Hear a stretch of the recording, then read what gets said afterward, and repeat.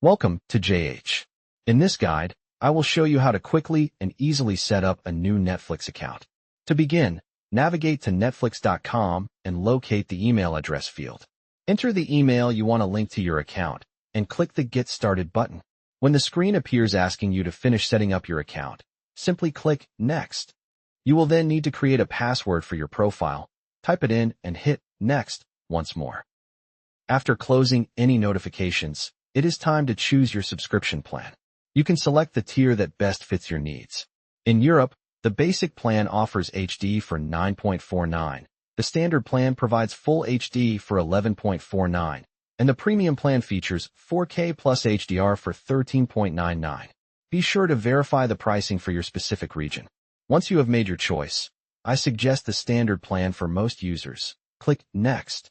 To finish, select your preferred payment method and follow the simple personalization prompts. Your account is now ready to use. If you found this tutorial helpful, please consider subscribing and liking the video. See you in the next one.